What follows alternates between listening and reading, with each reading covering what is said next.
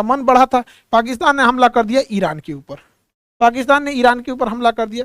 Iran ने कहा कि भैया हम भी तुमको मारेंगे। ईरान बोलता है कि हम भी तुम्हें मारेंगे यहाँ पर। तो ईरान भी भड़क गया है इन लोग के ऊपर यहाँ पर।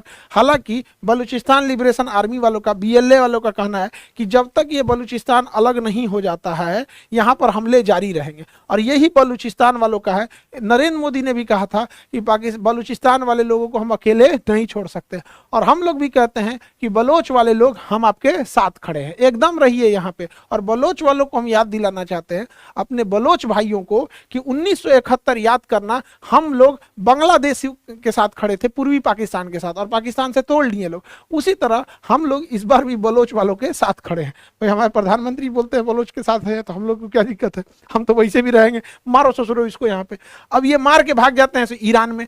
अब ये हमला कर दिया ईरान के ऊपर, बस ईरान उठा तो मार दिया इसके ऊपर यहाँ पर। तो ये बलोच वाला समस्या हो गया। ईरान के पास ये एरिया का नाम है सिस्तान, ईरान के पास इस एरिया का नाम है सिस्तान। हालांकि सिस्तान में सुन्नी बहुल एरिया है, वो इन पे हमला कर देते हैं, और जब ये आता है तो ये लोग भाग आते हैं बलूचिस्तान वाले एरिया में। हालांकि हमारे लिए सिस्तान का एरिया शांत रहना जरूरी है, क्योंकि भारत ने यहाँ चाबहार बंदरगाह बनाया है, और इस चाबहार बंदरगाह से हम लोग जाहेदान तक रेलवे लाइन ले जाएंगे, और यहाँ से फिर कंधार और काबुल तक रेलवे लाइन ले जाएंगे। ये रेलवे लाइन बहुत जरूरी है यहाँ तक। इसके बाद हम दुशांबे तक ले जाएंगे। यहाँ एरिया में जैसे हम लोग अपना ले जाएंगे तो दुशांबे में हमारा यहाँ एयरफोर्स स्टेशन है, हमारी यहाँ वायुसेना रहती है। और ये वायुसेना इतनी जरूरी इसलिए है कि चाइना भले बड़ा देश है, लेकिन चाइना का जितना ऑयल रिजर्व है, ऑयल के कुएं जो स्टोरेज है, वो सारा यहाँ है। यहाँ से एयरफोर्स अगर इस पर आक्रमण कर देती है, पूरा इसका ऑयल सिस्टम गड़बड़ हो जाएगा। तो हमेशा ईंधन वाले एरिया पे कब्जा करके रखना जरूरी होता है। तो काफी ज्यादा दोनों देशों के बीच इस मामले में अभी टेंशन चल रहा है।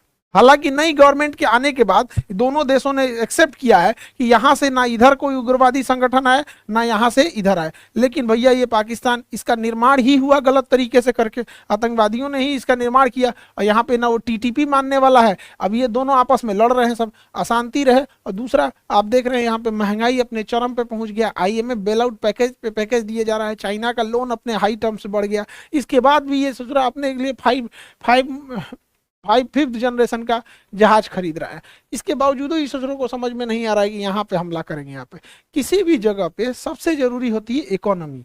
हमेशा इकोनॉमी अगर रहेगी तो कोई भी देश करेगा। रसिया टूट गया इकोनॉमी की वजह से, चाइना आज राज कर रहा है इकोनॉमी की वजह से। पैसा नहीं रहेगा तो सब तबाह हो जाएंगे।